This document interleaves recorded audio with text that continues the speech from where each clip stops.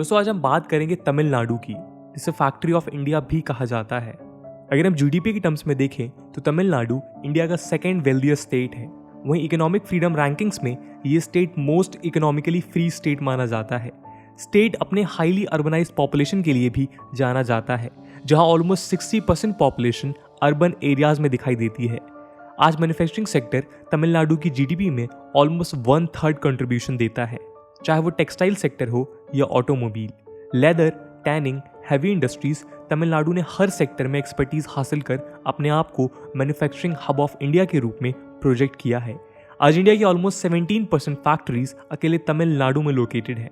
साथ ही इनका इंडिया के इंडस्ट्रियल वर्कफोर्स में ऑलमोस्ट 16% कंट्रीब्यूशन है। आइए आज हम इस वीडियो के माध्यम से जानते हैं कि आखिर कैसे तमिलनाडु ने इतना ग्रो किया। साथ ही हम नजर डालेंगे स्टेट की डाइवर्स फैक्ट्रीज पर, जिनके बलबूते पर स्टेट एक इकोनॉमिक पावर हाउस बना है। चलिए पहले हम तमिलनाडु की ग्रोथ हिस्ट्री पर एक नजर डालते हैं। दोस्तों यदि आप स्टडी आईक्यू को रेगुलरली देखते आए हैं तो अब आप एक छोटा सा अमाउंट देके स्टडी आईक्यू को सपोर्ट कर सकते हैं। सिंपली आपको क्या करना है कि इस ज्वाइन बटन को प्रेस करना है और फिर एक छोटा सा अमाउंट देके आप स्टडी आईक्यू चैनल को ज्वाइन कर सकते हैं। दोस्तों अगर हम तमिलनाडु की हिस्ट्री को देखें तो हम देख सकते हैं कि संगम पीरियड से ही रीजन अपने फ्लरिशिंग इकोनॉमी और कल्चर के लिए जाना गया है। 500 BC से 300 CE के बीच अलागनकुलम एक इम्पॉर्टेंट ट्रेडिंग सेंटर या पोर्ट सिटी के रूप में उभरा। तमिलनाडु के ईस्टर्न कोस्ट में पाए जाने वाले सिटी के तहत स्पाइसेस, टेक्सटाइल्स एक्सटेंसिवली ट्रेड किए जाते थे।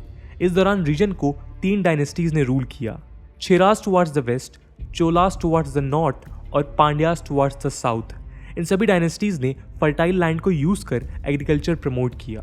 रोमन्स हान चाइनीज के साथ ट्रेड रिलेशंस डेवलप किए। मुजीरिस और कोरकाई सीपोर्ट की मदद से स्पाइसेस, पर्ल्स और सिल्क को एक्सटेंसिवली ट्रेड किया जाने लगा। अगर हम मेडिवल पीरियड की बात करें तो पल्लवास के बाद 9th सेंचुरी में चोला डायनेस्टी ने रीजन में डोमिनेट किया। उन्होंने नेवल एक्सपर्टीज को यूज कर साउथ ईस्ट एशिया के साथ मैरीटाइम ट्रेड रिलेशन भी स्टैब्लिश किए। चोलास के डिक्लाइन के बाद पांड्यास, विजयनगर और नायकाज ने रीजन को स्टेबलाइज करने का प्रयास किया। फाइनली 17th सेंचुरी में यूरोपियंस ने ईस्टर्न कोस्ट में सेटल करना शुरू किया। 1609 में डच ने पुलिकट में सेटल किया और 1639 में ब्रिटिशर्स ने मद्रास या प्रेजेंट डे चेन्नई में सेटल किया। मद्रास के लोकेशनल एडवांटेज को यूज कर फोर्ट सेंट जॉर्ज का यहाँ निर्माण किया गया। इस फोर्ट की मदद से स्टेट ऑफ मलक्का के ट्रेड को रेगुलेट किया गया। इस प्रकार हम देख सकते हैं कि कैसे सदियों से तमिलनाडु अपने लोकेशनल एडवांटेज के चलते एक इम्पॉर्टेंट ट्रेड हब के रूप में इमर्ज हुआ। जहां अब तक तमिलनाडु पोर्ट सिटी के रूप में उभरा, इंडिपेंडेंस के बाद इंडस्ट्रियल एक्टिविटीज ने स्टेट को ग्रोथ इम्पीटस दिया। आज तमिलनाडु इंडिया का मोस्ट इंडस्ट्रियलाइज स्टेट माना जाता है। तमिलनाडु की ग्रोथ हिस्ट्री को देखने के बाद चलिए अब हम देखते हैं कि किन एडवांटेजेस के कारण ये स्टेट आइडियल इन्वेस्टमेंट डेस्टिनेशन बन पाया है। सबसे पहला है लोकेशनल एडवांटेज। दोस्तों तमिलनाडु में इंडिया का 3rd लार्जेस्ट कोस्टलाइन पाया जाता है, जो कोरोमंडल कोस्ट को बॉर्डर करता है। इंडियन ओशन के प्रॉक्सिमिटी में होने के कारण रीजन एक इम्पॉर्टेंट ट्रेड रूट का हिस्सा बना। यहाँ से ईजिली मिडिल ईस्ट और साउथ ईस्ट एशिया के साथ ट्रेड लिंक स्टैब्लिश किया जा सकता है। इसी लोकेशनल एडवांटेज को यूज कर हिस्टोरिकली ये स्टेट इम्पॉर्टेंट पोर्ट सिटी के रूप में उभरा। अगला है इंफ्रास्ट्रक्चर डेवलपमेंट। तमिलनाडु अपने वेल कनेक्टेड ट्रांसपोर्टेशन नेटवर्क और इंफ्रास्ट्रक्चर के लिए जाना जाता है। यहाँ पर 4 इंटरनेशनल एयरपोर्ट्स मौजूद हैं, चेन्नई, कोयम्बटूर, तिरुचिरापल्ली एंड मदुराई। इसी के साथ सलेम, थूथुकुडी और वेलोर में डोमेस्टिक एयरपोर्ट्स मौजूद हैं। एयर कनेक्टिविटी के साथ स्टेट अपने ब्रॉड कोस्टलाइन के कारण पोर्ट्स के लिए भी जाना जाता है। यहाँ पर 3 मेजर पोर्ट्स हैं, चेन्नई, इन्नौर और थूथुकुडी, और कई माइनर पोर्ट्स जैसे कड्डालोर और नागापट्टिनम। आपको बता दें कि चेन्नई पोर्ट इंडिया का 2nd largest container handling port है। अगर हम पावर सेक्टर की बात करें तो तमिलनाडु में इंडिया का 3rd largest installed power generation capacity है। Kalpakkam nuclear power plant, Neyveli lignite power plant यहाँ के चीफ पावर जनरेशन प्लांट्स हैं। Recently Kudankulam nuclear power plant project पर काम चल रहा है, जो 2000 मेगावाट इंस्टॉल्ड कैपेसिटी के साथ इंडिया का लार्जेस्ट एटॉमिक पावर प्लांट होगा। इस तरह हम देख सकते हैं कैसे adequate infrastructure, uninterrupted electricity supply की मदद से इन्वेस्टर्स को ल्यूर किया जा रहा है। अगला इंपॉर्टेंट फैक्टर है स्किल्ड वर्कफोर्स। तमिलनाडु इंडिया का one of the leading literate states है।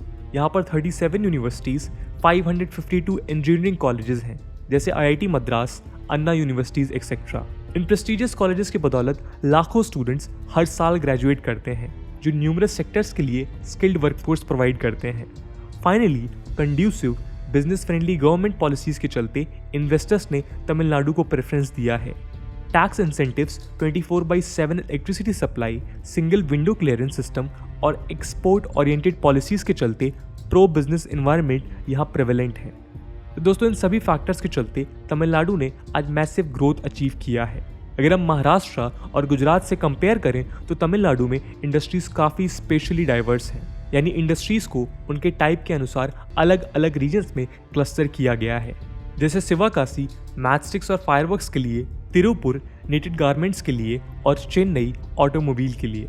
इन इंडस्ट्रियल डिस्ट्रिक्ट्स के बदौलत कॉम्पिटिटिव स्पिरिट डेवलप हुआ, जिसके कारण प्रोडक्ट्स की क्वालिटी में इम्प्रूवमेंट और कॉस्ट इफेक्टिवनेस दिखाई दिया।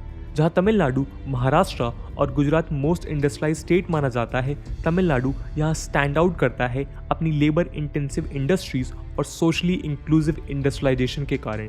इकोनॉमिक सेंसस 2013-14 के अनुसार ओबीसीज गुजरात में 11% और महाराष्ट्र में 8% एंटरप्राइजेज कंट्रोल करते हैं। ये नंबर तमिलनाडु में 67% तक पहुंच जाता है।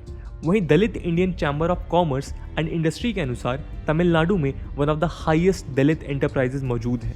इस डिसेंट्रलाइज्ड और इंक्लूसिव इंडस्ट्रियलाइजेशन के कारण ही तमिलनाडु को फैक्ट्री ऑफ इंडिया कहा जाता है। चलिए अब हम इन इंडस्ट्रीज पर एक नज़र डालते हैं। सबसे पहले हम बात करेंगे टेक्सटाइल सेक्टर की। दोस्तों, तमिलनाडु को इंडिया का टेक्सटाइल हब कहा जाता है। यहाँ पर स्पिनिंग से लेकर गारमेंट मैन्युफैक्चरिंग तक सभी प्रोडक्शन चेन फैसिलिटीज़ मौजूद हैं। इंडिया का ऑलमोस्ट 50% स्पिनिंग मिल्स तमिलनाडु में स्थित हैं। तमिलनाडु के वेस्टर्न रीजन यानी कोयम्बटूर, तिरुपुर, इरोड, नमक्कल, करूर और दिंडीगुल में मेजॉरिटी स्पिनिंग मिल्स और गारमेंट यूनिट्स पाए जाते हैं। यहाँ से गुड्स को डायरेक्टली चाइना, बांग्लादेश और यूरोप में एक्सपोर्ट किया जाता है। तिरुपुर को अपने कॉटन प्रोडक्शन और टेक्सटाइल इंडस्ट्रीज के कारण डॉलर सिटी कहा जाता है। यहाँ से निटेड गारमेंट्स को इंटरनेशनल मार्केट में एक्सपोर्ट किया जाता है, जिसका नेट रेवेन्यू 3 बिलियन से भी ज़्यादा है। वहीं करूर होम टेक्सटाइल्स यानी curtain, bed linens, kitchen linens, table linens etcetera manufacture और एक्सपोर्ट हब है। इरोड साउथ इंडिया का मेजर रिटेल और होलसेल रेडीमेड क्लोथ मार्केट है। मदुराई और कांचीपुरम हैंडलूम साड़ीज़ के लिए फेमस है। लक्ष्मी मशीन वर्क्स को दुनिया के 3 major textile machinery manufacturing companies में से एक माना जाता है, जो कि कोयम्बटूर में लोकेटेड है। टेक्सटाइल कंपोनेंट्स को यहाँ से मैन्युफैक्चर कर यूरोपियन कंट्रीज में एक्सपोर्ट किया जाता है। इसी कारण कोयम्बटूर को मैनचेस्टर ऑफ साउथ इंडिया भी कहा जाता है। अगला है ऑटोमोबाइल इंडस्ट्री। तमिलनाडु वर्ल्ड के टॉप 10 ऑटोमोबाइल हब्स में कंसीडर किया जाता है। यहाँ पर इंडिया का ऑलमोस्ट 35% ऑटो कॉम्पोनेंट प्रोडक्शन होता है। 2 व्हीलर्स, 3 व्हीलर से लेकर पैसेंजर व्हीकल्स, कमर्शियल व्हीकल्स और इलेक्ट्रिक व्हीकल्स कंपोनेंट तक यहाँ मैन्युफैक्चर किया जाता है। चेन्नई में मैक्सिमम ऑटो कंपोनेंट इंडस्ट्रीज मौजूद है, इसलिए इसे डेट्रॉइट ऑफ एशिया भी कहा जाता है। यहाँ पर इंडिया का ऑलमोस्ट 30% ऑटोमोबाइल इंडस्ट्री मौजूद है। मद्रास रबड़ फैक्ट्री या MRF टायर्स, TI साइकिल और TVS टायर ग्रुप ने अपना बेस चेन्नई में ही स्टैब्लिश किया है। वहीं कोयम्बटूर के एल्स्टॉम में रेल ट्रांसपोर्टेशन प्रोडक्ट्स को मैन्युफैक्चर किया जाता है। कोयम्बटूर को इंडिया का पंप सिटी भी कहा जाता है। यहाँ पर इंडिया के ऑलमोस्ट 50% मोटर और पंप प्रोड्यूस होते हैं। आपको बता दें कि कोयम्बटूर के वेट ग्राइंडर को GI टैग भी दिया गया है। इसी के साथ करूर बस बॉडी बिल्डिंग इंडस्ट्रीज के लिए फेमस है। यहाँ पर साउथ इंडिया के ऑलमोस्ट 90% प्राइवेट बसेस का प्रोडक्शन किया जाता है। अगर हम इलेक्ट्रॉनिक्स एंड हार्डवेयर इंडस्ट्री की बात करें तो तमिलनाडु में इंडिया का ऑलमोस्ट 16% इलेक्ट्रॉनिक कंपोनेंट्स मैन्युफैक्चर किया जाता है और ये इंडिया का 3rd लार्जेस्ट इलेक्ट्रॉनिक्स एक्सपोर्टर है। 2017 से 18 के बीच में इंडस्ट्री ने 1.63 बिलियन से भी ज़्यादा रेवेन्यू जनरेट किया। चेन्नई आज emerging EMS hub of India के रूप में उभरा है। कई कंपनीज जैसे Motorola, Sony Ericsson, Foxconn, Samsung, Cisco और डेल ने चाइना को साउथ एशिया का मैन्युफैक्चरिंग हब बनाया है। यहाँ पर mobiles, consumer electronics, strategic electronics से लेकर डेस्कटॉप्स, प्रिंटर्स, कंप्यूटर्स और सर्वर्स तक मैन्युफैक्चर किया जाता है। कांचीपुरम डिस्ट्रिक्ट में 2 special economic zone, Oragadam, और Sriperumbudur special economic zone establish किए गए हैं, जहां इलेक्ट्रॉनिक्स और हार्डवेयर प्रोडक्ट्स पर फोकस किया जाएगा। करेंटली तमिलनाडु इंडिया का सेकेंड लार्जेस्ट स्मार्टफोन प्रोड्यूसर और इंटरनेट सब्सक्राइबर है, जो आने वाले समय में डिजिटल इकोनॉमी को बूस्ट देगा। अब हम बात करेंगे लेदर इंडस्ट्री की। दोस्तों, तमिलनाडु में इंडिया के ऑलमोस्ट 60% लेदर टैनिंग इंडस्ट्रीज मौजूद हैं। यहाँ से इंडिया का 38% लेदर फुटवियर और गारमेंट्स प्रोड्यूस होता है और 50% लेदर एक्सपोर्ट किया जाता है। मेजॉरिटी लेदर और टैनरी फैसिलिटीज वेल्लोर और उसके नियर बाई टाउन्स रानीपत, एम्बूर और वानियामबाड़ी में पाए जाते हैं। वेल्लोर डिस्ट्रिक्ट इंडिया का top finish leather good exporter है। प्रोडक्ट्स की क्वालिटी को इम्प्रूव करने के लिए CSIR ने चेन्नई में central leather research institute establish किया है। इसी के साथ तमिलनाडु का केमिकल एंड पेट्रोकेमिकल इंडस्ट्री भी काफ़ी फ्लरिशिंग है। इंडियन केमिकल इंडस्ट्री के सेल्स के टर्म में तमिलनाडु 6th लार्जेस्ट प्रोड्यूसर है और ये स्टेट इंडिया के टोटल केमिकल प्रोडक्शन आउटपुट में 6% कंट्रीब्यूट करता है। यहाँ पर 2588 से भी ज़्यादा केमिकल इंडस्ट्रीज हैं। थूथुकुडी मेजर केमिकल प्रोड्यूसर है। लीडिंग MNCs जैसे IFF, DOW, CPCL, Tata chemicals और सनमार ने अपना मैन्युफैक्चरिंग बेस यहीं पर इस्टेब्लिश किया है। पॉलीमर इंडस्ट्रीज की मदद से प्लास्टिक प्रोड्यूस किया जाता है और इन इंडस्ट्रीज की बदौलत 1 मिलियन से भी ज़्यादा लोगों को एम्प्लॉयमेंट दिया जाता है। अगर हम डिफेंस और एरोस्पेस इंडस्ट्री की बात करें तो तमिलनाडु आज एक फास्टेस्ट ग्रोइंग एक्सपोर्ट मार्केट बन गया है। कई डिफेंस मैन्युफैक्चरिंग PSUs जैसे heavy vehicles factory, ordnance factory, combat vehicles, research and development establishment और प्राइवेट मैन्युफैक्चरर्स जैसे L&T aerospace and defence unit, Ashok Leyland defence systems और महिंद्रा एरोस्पेस जैसी कंपनीज ने अपना बेस यहीं पर इस्टेब्लिश किया है। यहीं पर इंडिया का first defence corridor Chennai Bengaluru corridor और एरोस्पेस पार्क मौजूद है। Chennai, Coimbatore, Salem, Tiruchirappalli primary production centres हैं और नागरकोइली और होसूर सेकेंडरी सेंटर्स हैं। फ्रेंच एरोस्पेस और डिफेंस जाइंट एयरबस ने यहाँ $1 बिलियन एरोस्पेस में इन्वेस्ट किया है। जाइंट स्ट्रक्चर्स के अलावा गन्स, अम्यूनिशंस और बुलेट्स कोयम्बटूर में मैन्युफैक्चर किए जाते हैं। कोयम्बटूर के एस्पेन SEZ में L&T और फ्रांस बेस्ड MBDA ने fully assembled missile system factory launch किया है, जिसे यूरोपियन कंट्रीज में एक्सपोर्ट किया जाता है। फाइनली, अगर हम मिसलेनियस इंडस्ट्रीज की बात करें तो यहाँ कई छोटे छोटे चीज़ों को मैन्युफैक्चर किया जाता है। सिवकासी रीजन में प्रिंटिंग, फायरवर्क्स और सेफ्टी मैचेस के लिए जाना जाता है। इंडिया के फॉर्मर PM जवाहरलाल नेहरू ने इस टाउन को लिटिल जापान कहा था। यहाँ पर इंडिया का 80% फायरवर्क प्रोडक्शन और 60% प्रिंटिंग सॉल्यूशंस प्रोडक्शन होता है। इसी के साथ अरियालपुर, कोयम्बटूर, करूर और तिरुनेलवेली की मदद से यहाँ पर इंडिया का हाईएस्ट सीमेंट प्रोडक्शन होता है। अगर हम फूड प्रोसेसिंग यूनिट्स की बात करें तो तमिलनाडु इंडिया का सेकंड हाईएस्ट प्रोड्यूसर है और ये स्टेट इंडिया के टोटल फूड प्रोसेसिंग आउटपुट में 8% कंट्रीब्यूट करता है। Tata coffee, Britannia, Nestle, PepsiCo, Hindustan Unilever limited जैसे बड़े MNCs ने अपने फूड प्रोसेसिंग यूनिट यहाँ पर इस्टेब्लिश किए हैं। तो दोस्तों, इस प्रकार हम देख सकते हैं कि कैसे अलग अलग इंडस्ट्रीज ने मैसिव प्रोडक्शन कर तमिलनाडु को मैन्युफैक्चरिंग पावर हाउस बनाया है। स्टेट के इस मैसिव ग्रोथ के बावजूद ऐसे कई चैलेंजेस हैं जो तमिलनाडु के सामने उभर रहे हैं। पहला है हाई डेट।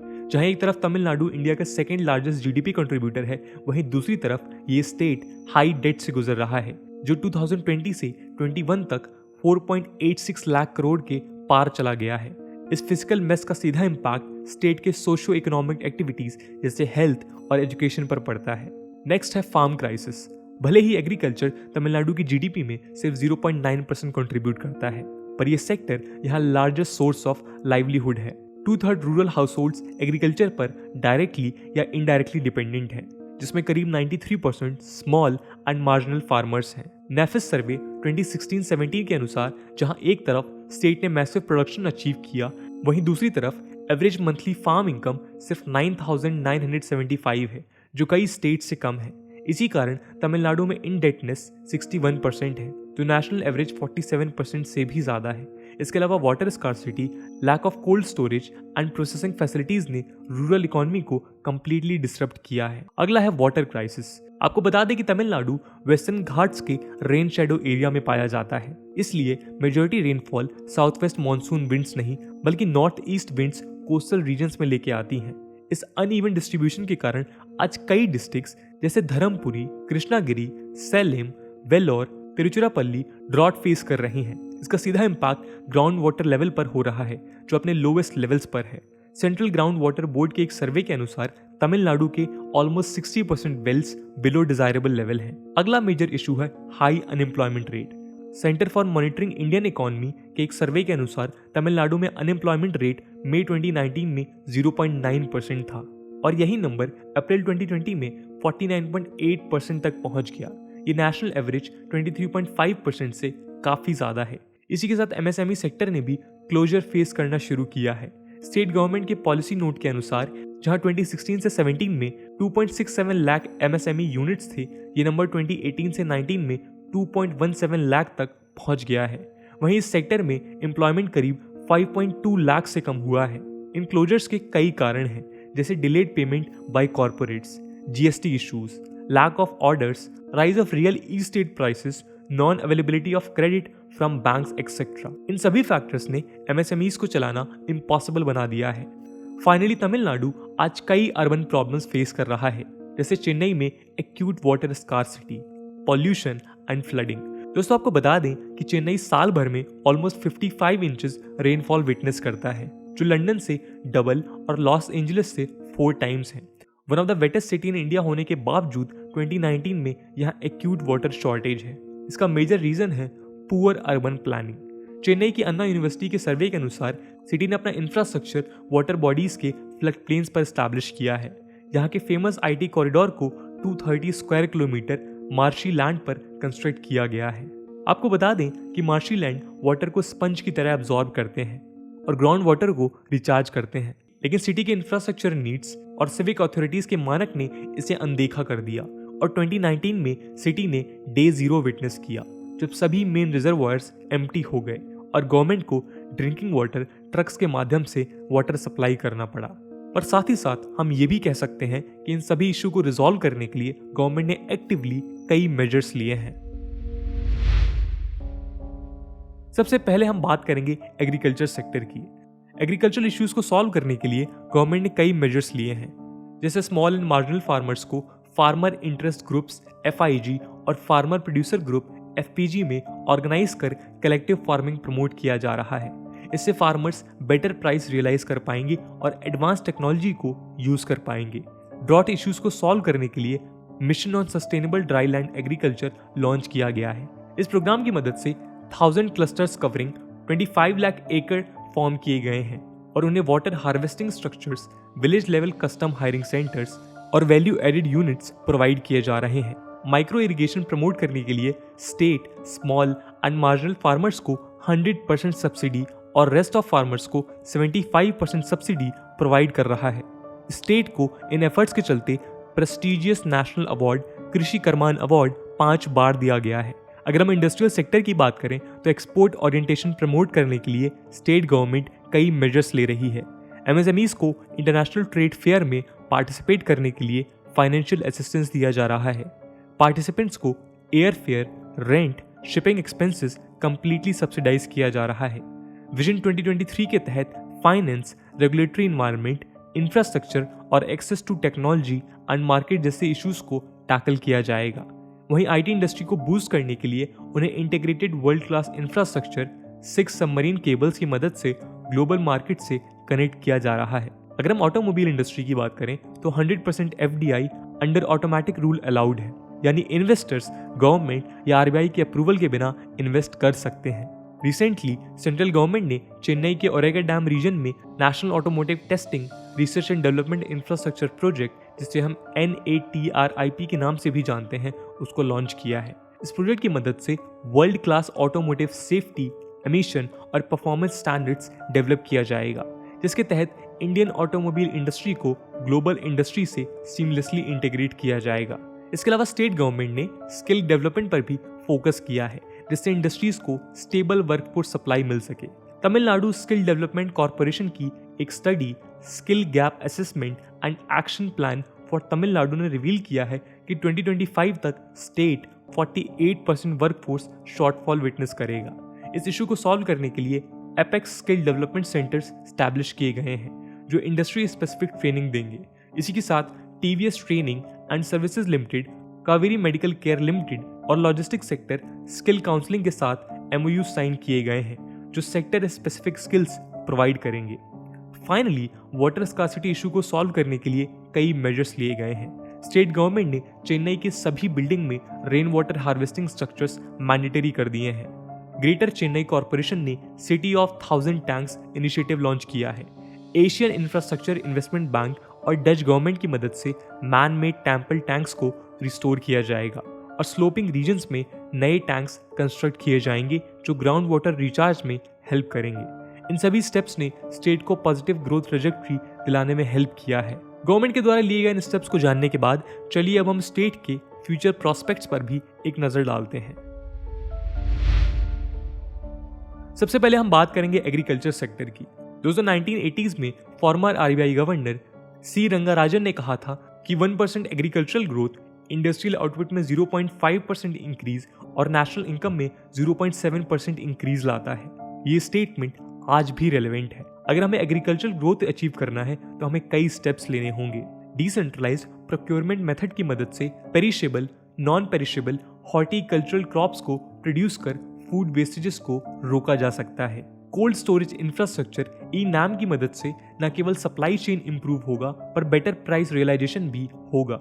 इसी के साथ इंटीग्रेटेड फार्मिंग सिस्टम को प्रमोट करना चाहिए ताकि फार्मर्स एग्रीकल्चर के साथ अलाइड एक्टिविटीज जैसे डेयरी, पोल्ट्री फार्मिंग अडॉप्ट करें जो उन्हें फाइनेंशियल सिक्योरिटी पहुंचा सकता है।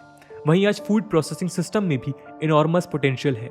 तमिलनाडु एक लीडिंग एग्रो प्रोसेसिंग स्टेट है जहां करीब 24,000 माइक्रो एंड स्मॉल एंटरप्राइजेस और 1100 मीडियम एंड लार्ज एंटरप्राइजेस हैं। यहाँ इंडिया का 7% वेजिटेबल्स और 12% फूड प्रोडक्शन होता है। इन सब के बावजूद सिर्फ 2% एग्रीकल्चर कमोडिटीज को प्रोसेस किया जाता है। अब वक्त है कि state government commodity based cluster development project initiate करे ताकि इजीली रॉ मटेरियल्स सोर्स किए जा सकें और पोस्ट हार्वेस्ट लॉसेस मिनिमाइज हों। फूड पार्क्स को 3 categories small, mega and ultra mega food parks में डिवाइड कर एफिशिएंटली छोटे से बड़े लेवल तक फूड प्रोसेसिंग सेंटर्स डेवलप किए जा सकते हैं। तमिलनाडु गवर्नमेंट ने एक्सपोर्ट प्रमोट करने के लिए modern terminal market complexes Kanchipuram और मदुराई में स्टैब्लिश किए हैं। इन सेंटर्स को डिफरेंट रीजन में स्प्रेड कर एक्सपोर्ट ओरिएंटेड इकोनॉमी डेवलप की जा सकती है। अगला इंपॉर्टेंट ग्रोथ प्रोस्पेक्ट है फिशरी सेक्टर। तमिलनाडु का कोस्ट लाइन ऑलमोस्ट 1076 किलोमीटर और exclusive economic zone 1.9 square kilometre extended है। यहाँ पर on an average 1 lakh ton marine products export किया जाता है। हालांकि एक्सपर्ट्स के अनुसार इस सेक्टर का पोटेंशियल 7 लाख मीट्रिक टन से भी ज्यादा है। इस सेक्टर को बूस्ट करने के लिए कई मेजर्स लिए जा सकते हैं, जैसे PPP मोड में कोस्टल डिस्ट्रिक्ट्स जैसे चेन्नई, कड्डालोर और नागापट्टिनम में फिश प्रोसेसिंग पार्क स्टैब्लिश किए जा सकते हैं। थिरुवल्लुर डिस्ट्रिक्ट में Kolathur region ornamental fish culture specialist के लिए फेमस है। यहाँ हाई क्लास ऑर्नामेंटल फिशेस जैसे अरावना, फ्लावर हॉर्न और ऑस्कर्स को ब्रीड और एक्सपोर्ट किया जाता है। इन फिशेस की डिमांड इंटरनेशनल मार्केट में काफ़ी है जिसे टैप किया जा सकता है। फाइनली इनोवेटिव मेथड्स जैसे केज कल्चर, एक्वाकल्चर की मदद से इंलैंड फिशरी, प्रॉन्स और ऑयस्टर फार्मिंग को प्रमोट किया जा सकता है। अगर हम इंडस्ट्रियल सेक्टर की बात करें तो तमिलनाडु अपने इंजीनियरिंग टैलेंट पूल को यूज कर इनॉर्मस ग्रोथ हासिल कर सकता है। जहां अब तक फोकस IT, टेक्सटाइल, ऑटोमोबाइल और लेदर इंडस्ट्री पर रहा है, अब वक्त है नए सेक्टर्स को डेवलप किया जाए। तमिलनाडु एक हेल्थ केयर हब है और इसी कारण यहाँ बायोटेक और फार्मास्यूटिकल इंडस्ट्रीज को नेचुरली डेवलप किया जा सकता है। जहां अब तक इंडिया मेडिकल डिवाइसेस बाहर से इंपोर्ट कर रहा है, हम यहाँ पर लोकल सेंटर्स डेवलप कर तमिलनाडु को मेडिकल डिवाइसेस प्रोडक्शन हब बना सकते हैं। वहीं जिस प्रकार मैन्युफैक्चरिंग प्रमोट करने के लिए स्पेशल इकोनॉमिक जोन स्टैब्लिश किए गए हैं, उसी प्रकार insurance, banking, digital wallets, e-commerce companies को अट्रैक्ट करने के लिए फिनटेक पार्क स्टैब्लिश किए जा सकते हैं। फाइनली टूरिज्म सेक्टर को यहाँ का ग्रोथ इंजन बनाया जा सकता है। तमिलनाडु इंडिया का most popular tourist destination consider किया जाता है। हालांकि रिपोर्ट्स के अनुसार 60 to 70% tourism religious destination based है।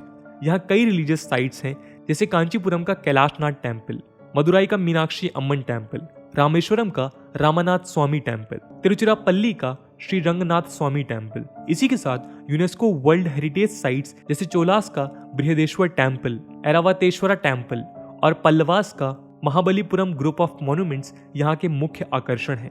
अब वक्त है कि इन डेस्टिनेशन के अलावा हिल स्टेशंस जैसे उदागमंडलम या कोडाई कनाल, मेघामलाई और बीचेस जैसे मरीना बीच, अरियामान बीच, पूनपुहार बीच और वाइल्ड लाइफ प्रोटेक्शन सेंटर जैसे Mudumalai national park, Anaimalai tiger reserve को भी प्रमोट किया जाए। Finally, international standard hospitals, low cost qualified practitioners के कारण तमिलनाडु एक मेडिकल टूरिस्ट हब बन सकता है। IBEF के अनुसार यहाँ पर open heart surgery, liver transplant, knee replacement surgery बाकी कंट्रीज के मुकाबले 30 to 50% लेस कॉस्टली है। इसलिए लाखों पेशेंट मिडिल ईस्ट और वेस्ट से तमिलनाडु में ट्रीटमेंट के लिए आते हैं। हैसल फ्री फैसिलिटीज देकर हम तमिलनाडु के इस मेडिकल टूरिज्म पोटेंशियल को रियलाइज कर सकते हैं। तो दोस्तों, ये थी कहानी तमिलनाडु की ग्रोथ की। हमने देखा कि किस प्रकार स्टेट ने न केवल फिजिकल इंफ्रास्ट्रक्चर जैसे रोड्स, रेलवेज, पोर्ट्स पर अपना ध्यान दिया, पर साथ ही साथ सोशल इंफ्रास्ट्रक्चर जैसे कि हेल्थ, एजुकेशन, स्किल्स में इन्वेस्ट कर अपने आप को आइडियल इन्वेस्टमेंट डेस्टिनेशन बनाया है। अब वक्त है कि बैलेंस रीजनल डेवलपमेंट के लिए छोटे सिटीज जैसे त्रिची, डिंडीगुल, कड्डालौर, सलेम पर फोकस किया जाए। इसी के साथ इनोवेटिव इको फ्रेंडली इकोसिस्टम की मदद से लोकल एनवायरमेंटल चैलेंजेस को टैकल करना चाहिए। दोस्तों, आपका क्या ओपिनियन है तमिलनाडु को लेकर कि कैसे ये स्टेट और फर्दर डेवलपमेंट कर सकता है, और ऐसी कौन सी इंडस्ट्रीज हैं जो अभी भी तमिलनाडु में अनटैप्ड हैं? कमेंट सेक्शन में जरूर बताइएगा। आज की वीडियो के लिए इतना ही। आई होप आपको वीडियो पसंद आई होगी, और अगर पसंद आई है तो अपने दोस्तों के साथ शेयर करना मत भूलिएगा। हम मिलते हैं अगले वीडियो में, तब तक के लिए जय हिंद, जय भारत।